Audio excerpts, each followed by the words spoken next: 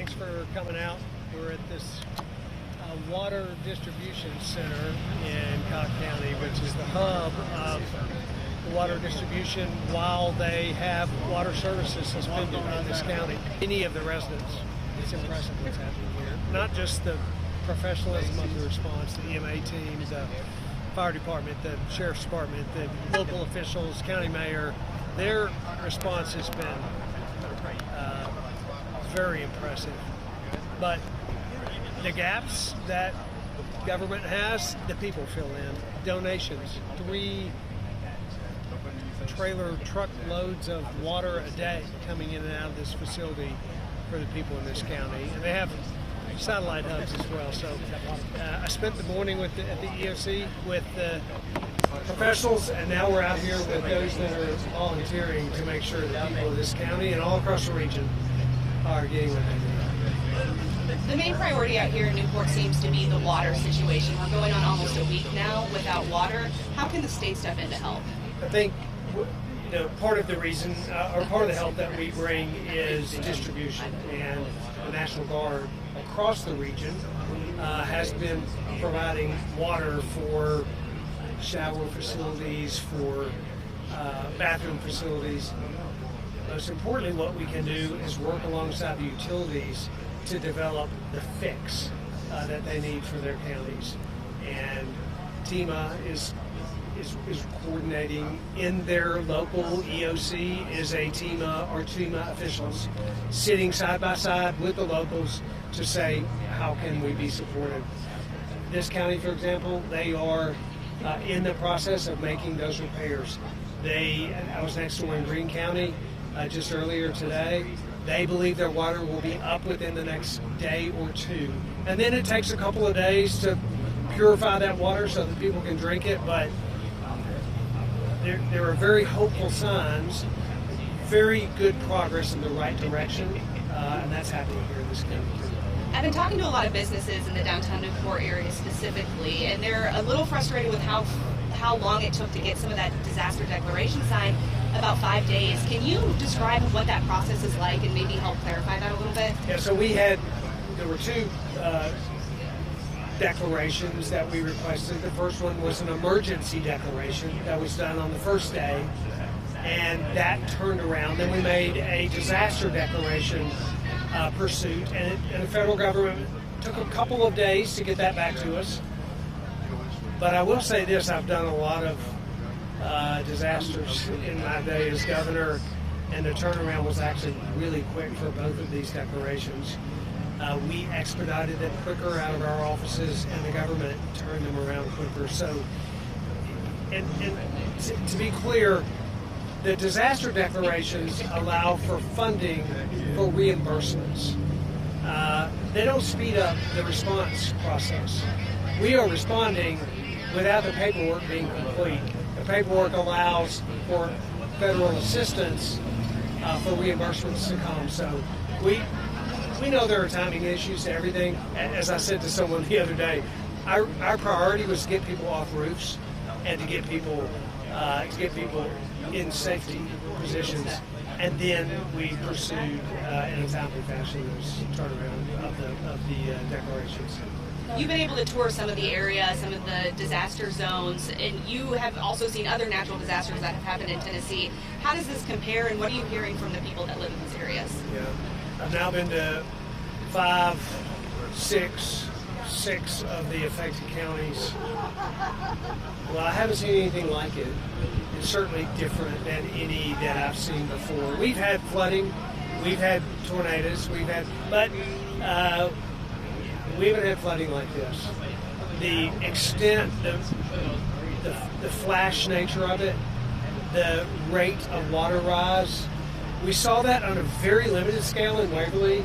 This is widespread Waverly flooding, and you know what? Every disaster is unique in its own. They're all tragic. They're all difficult. They all present a whole new array of problems. This one has a whole array of problems that we haven't had in the last few years, but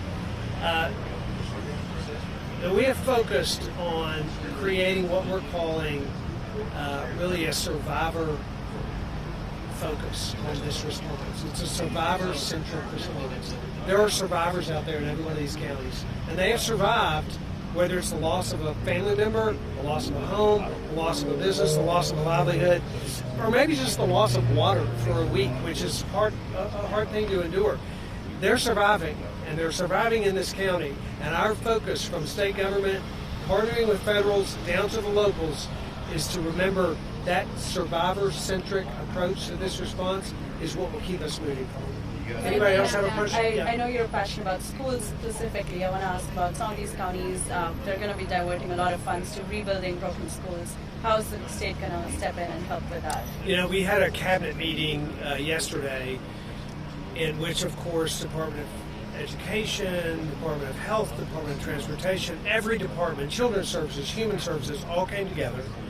It was after I had been on the ground in one of the hardest hit areas in Irwin, Tennessee, and I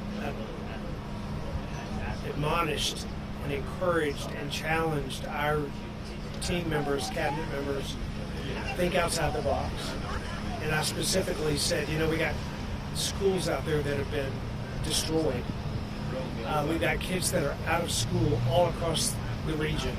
We got to think outside the box, not just respond in the way that we know how to respond, but go above and beyond that, recognizing that these kids need to be in school, and they need to be fed, and they need to be educated, and they need all the services that come with that.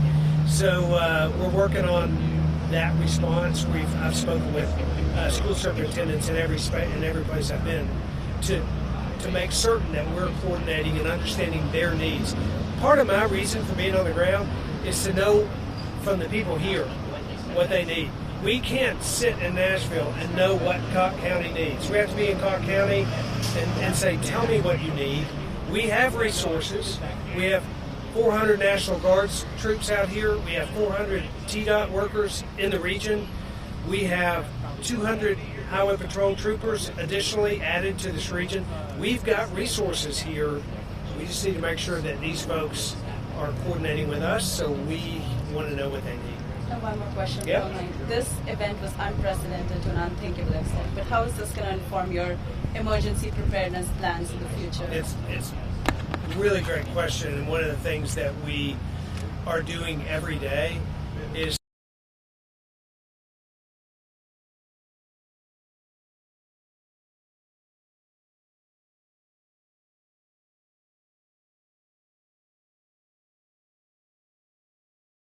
that needs to be filled.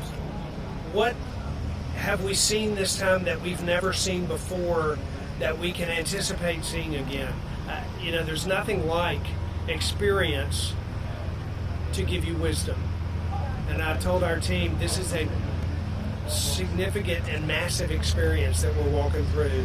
Let's gain the wisdom that we can from this so that future EMA directors and TEMA directors and governors and departments, so that future leaders can understand even better how to serve the people of this state. We have time for a couple more. Anybody else? Good? Just real quick, are you getting response from other, I've seen a lot of utility companies from like Wisconsin, New Jersey. What has it been with other states surrounding Tennessee, and has anyone reached out to you? Yeah, it's, you know, the governor of Virginia reached out to me when we had folks on the roof of a Ballard hospital, and he said, I got a helicopter on the way, and I said, thank you very much. And we had helicopters on the way as well, and it took all those helicopters to rescue all those folks. I've heard from Governor Landry today and yesterday in support with potential troops from their National Guard. I've heard from Governor Kemp, who has significant problems of his own, but we have reached out to one another and said, can we help each other? Governor DeSantis' team reached out to us and has actually provided equipment to our state that they found useful. We've had a lot of support and a lot of encouragement. And the relationship I have with governors is when this sort of thing happens, you see it kick in. Besides the well wishes and offers of support from the Arkansas governor, the Iowa governor, the former governor of Arizona. So, you know, there's a great understanding across America that a major part of America is hurting And it's actually, hopeful to see Americans come together and say, how can we help our neighbors? And Governor, have you heard from the White House on this? I've not heard from the White House.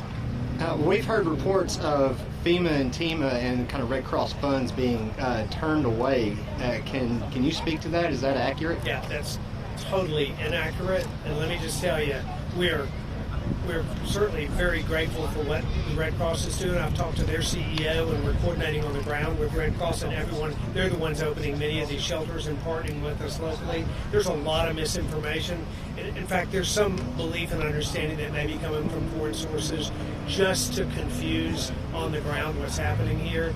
There's no confiscation of supplies or of products coming in by FEMA or TEMA.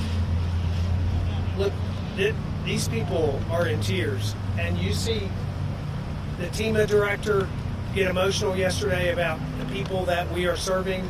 I saw a county mayor every single day with tears in their eyes, emotional, serving the people alongside their FEMA and TEMA counterparts in their EOCs.